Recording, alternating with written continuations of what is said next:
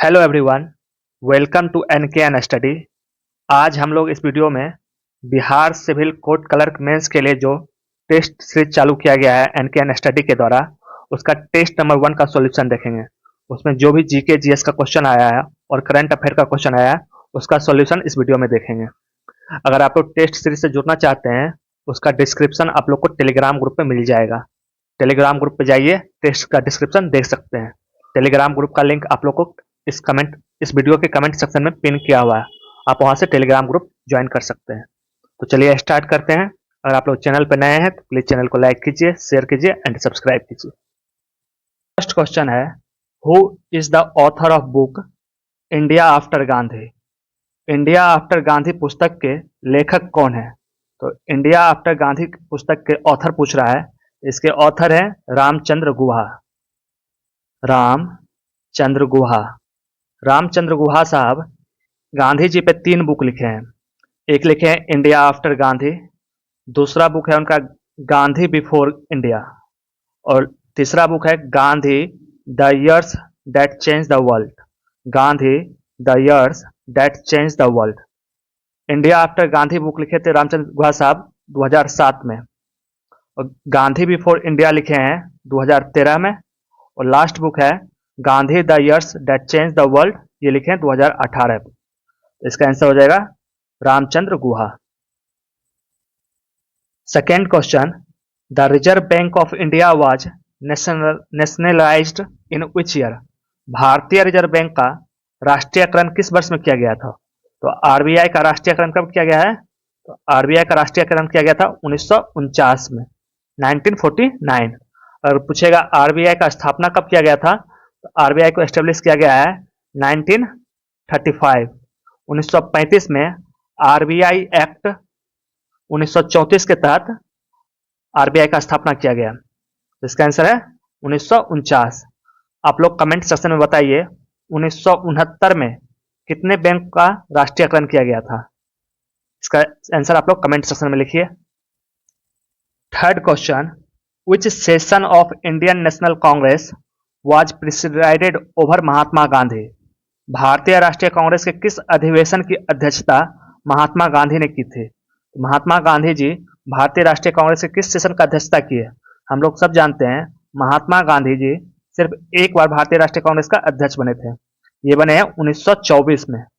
1924 में जो बेलेगांव सेशन हुआ था, उसमें महात्मा गांधी जी भारतीय राष्ट्रीय कांग्रेस का अध्यक्ष बने थे। तो इसका आंसर होगा बेलेगांव सेशन, जो 1924 में हुआ। ये बेलेगांव पड़ता है आपको कर्नाटका राज्य में। अगर यही क्वेश्चन पूछा जाएगा कि महात्मा गांधी जी भारतीय राष्ट्रीय कांग्रेस में पहली बार किस सेशन में अपीयर हुए थे, तो ये अपीयर हुए थे 1901 में, कलकत्ता सेशन में। इसका आंसर हो जाएगा, जब अपीयर के बारे में पूछा जाएगा 1901 कलकत्ता सेशन, और अध्यक्ष पूछा जाएगा 1924 Belgaum session. Question 4, who is consider the mother of Indian revolution? भारतीय क्रांति की जननी किसे माना जाता है? तो भारतीय क्रांति की जननी माना जाता है मैडम भीकाजी कामा को। मैडम भीकाजी कामा को भारतीय राष्ट्रीय कांग्रेस का भारतीय क्रांति की जननी माना जाता है। Question 5, who is the only Indian have won 2 Nobel prize? 2 Nobel पुरस्कार जीतने वाले एकमात्र भारतीय कौन है? पूछा 2 नोबेल पुरस्कार कौन जीते हैं, जो भारतीय का नाम बताना है। तो इसका आंसर हो जाएगा नो इंडियन। कोई भी इंडियन ऐसा नहीं है जो 2 बार नोबेल प्राइज जीते हैं। अगर यही क्वेश्चन पूछा जाएगा इंटरनेशनली कौन जीता है, तो इंटरनेशनली में 2 नाम आएगा। एक नाम है मैरी क्यूरी का, मैरी क्यूरी को, इनको फिजिक्स और केमिस्ट्री के लिए नोबेल प्राइज दिया गया है। और दूसरा है लिनुस पॉलिंग, नाम है इनका लिनुस पॉलिंग। लिनुस पॉलिंग को 1962 में पीस प्राइज दिया गया था, और 1954 में इनको केमिस्ट्री के लिए मिला है। तो ये दोनों हैं जिनको 2 बार नोबेल प्राइज मिला है।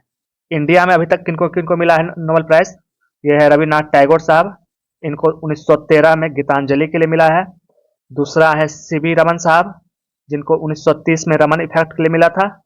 नेक्स्ट है मदर टेरेसा, मदर टेरेसा को 1979 में मिला है। और अमर्त्य सेन को 1998 में मिला है। कैलाश सत्यार्थी को भी 2014 में मिला है। अगर जो छूट गया है आप लोग कमेंट सेक्शन में बताइए और किनको किनको भारत में नोबेल पुरस्कार मिला है।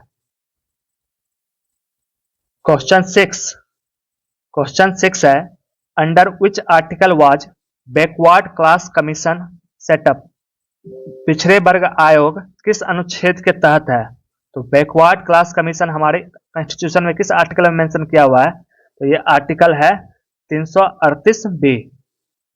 आर्टिकल 338 बी में बैकवर्ड क्लास कमीशन के बारे में मेंशन किया हुआ है। Question 7, who was the first chairman of backward class commission? पिछड़े वर्ग आयोग के पहले अध्यक्ष कौन थे? तो फर्स्ट चेयरमैन पूछ रहा है बैकवर्ड क्लास कमीशन का। इसके चेयरमैन कौन थे? बैकवर्ड क्लास कमीशन का सेटअप किया गया था 1953 में और इसके पहले चेयरमैन बने थे काका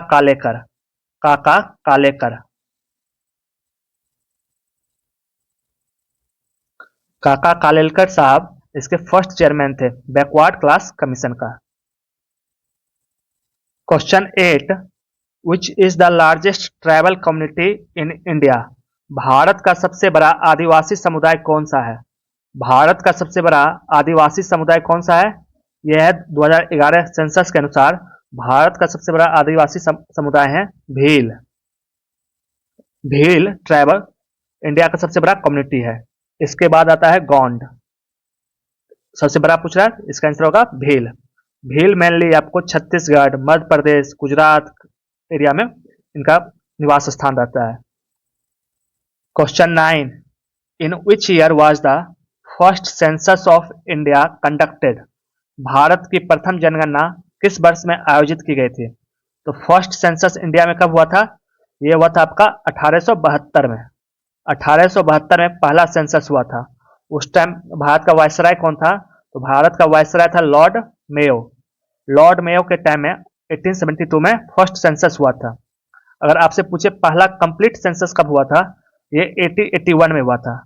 1881 में लॉर्ड रिपन के टाइम पे हुआ था।